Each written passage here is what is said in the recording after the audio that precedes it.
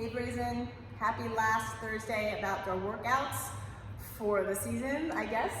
We have 2 AMRAPs set up for you today. You guys are going to need 1 dumbbell or kettlebell, or if you have 2, you're welcome to bring 2. So 60-minute AMRAP, we're starting off with a descending ladder, 10 down to 1. So 10 floor press, 10 pullovers, 10 glute bridge, 999, 888. You're gonna go all the way down to 1. Once you go down to 1, if you still have time, you're gonna go back up to 10 and then start again at 10. The kicker is every 2 minutes, wherever you are within these movements, you're gonna stop and perform 35 double unders.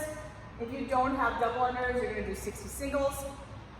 Or if you wanna give yourself the option of 30 seconds of just practice. So if you're able to look at a clock and see that 30 seconds of attempts, you can do that too.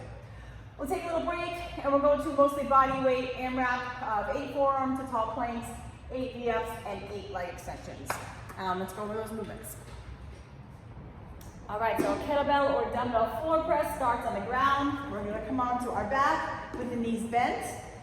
If you have 2 dumbbells or kettlebells, you're gonna hold them in your hand. Your elbows are gonna be about 45 degrees away from the sides of your ribs.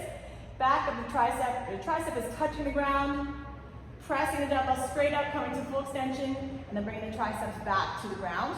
If you only have 1 dumbbell, you can hold either ends of the dumbbell.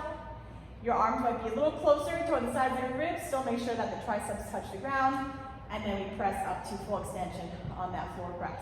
For the pullovers, if you have 1 dumbbell, you're actually set up just to move into that pullover, arm stays straight, making sure that the arm stays straight, and we slowly lower the dumbbell or kettlebell overhead, and then bringing the dumbbell or kettlebell back up over the shoulders. It's important to make sure that the arms stay straight and that they do not bend, otherwise it changes the purpose of that movement. And then going into the glute bridges, you can choose to weight these, so you can bring the dumbbell or kettlebell right to your hip crease. Press the feet down into the ground, lift the hips. When you're in this position, focus on squeezing the glutes, pressing your feet down, and keeping your knees in line with your hips. So try not to let the knees open up here, but make sure that the knees stay in line with the hips. Right, just coming down and up at the top, squeezing the glutes, maintaining the knees in line with the hips there. You can choose to weight that or not. And again, every 2 minutes, you're gonna stop wherever you are. 35 double unders, 60 singles, 30 seconds of practice, or if you don't have a rope, you can just do lateral hops on the ground. So just staying on the toes, and then jumping from side to side. So that's your non-rope option.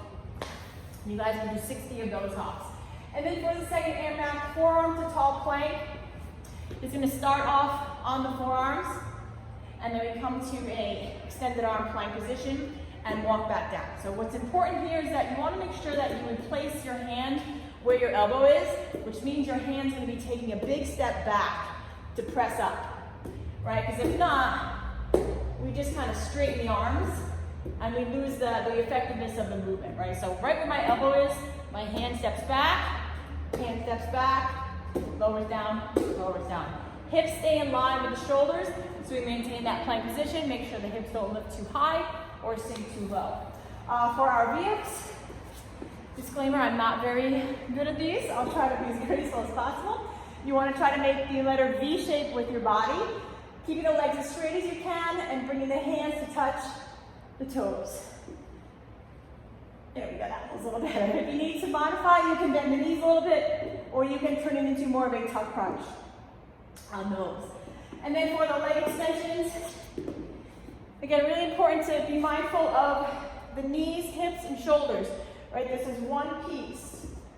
You can see as demonstrated with my PVC pipe here. I'm going to start by tucking the toes. I think it's a little easier. You can try that. And making sure this line of the PVC pipe stays in one straight line. And then I press up.